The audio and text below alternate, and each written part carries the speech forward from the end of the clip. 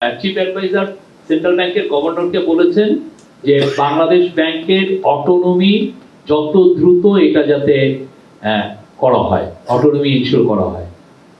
এটার জন্য সেন্ট্রাল ব্যাংকের অ্যাডভাইজার, সেন্ট্রাল ব্যাংকের গভর্নর বলেছেন যে উনি এটা নিয়ে কাজ করছেন এবং সেন্ট্রাল ব্যাংকের যত রকমের হায়ারিং ছিল, যত রকমের এমপ্লয়মেন্ট সবগুলো ফ্রোজেন করা হয়েছে। কোনো ধরনের নতুন কোনো আর রিক্রুটমেন্ট করা হচ্ছে না। ব্যাংকের ক্ষেত্রে আমাদের উনি বলেছেন যে ব্যাংকের মনিটরিংটা আরো ইন্টেন্সিফাই করা হবে।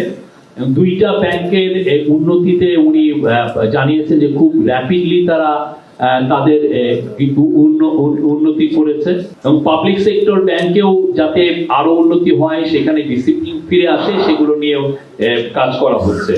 প্রফেসর ইউনূস বলেছেন যারা যারা এই যে ব্যাংক ডাকাতির সাথে জড়িত, যাদের বিরুদ্ধে সুনির্দিষ্ট অভিযোগ আছে, তাদেরকে খুব দ্রুত আইনের আওতায় আনার কথা বলেছেন।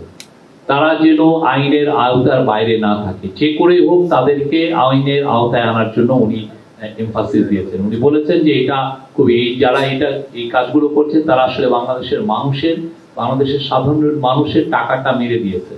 তো তাদেরকে যে করেই হোক, যারা যারা এখানে আছেন, যে করে হোক তাদেরকে যেন আইনের আওতায় আনা হয়। তো সেক্ষেত্রে বাংলাদেশ ব্যাংকের গভর্নর জানিয়েছেন যে এস আলম গ্রুপ, আপনি জানেন এস আলমের বাংলাদেশে যত অ্যাসেট আছে সব ফ্রোজেন করা হয়েছে, অ্যাটাচ করা হয়েছে।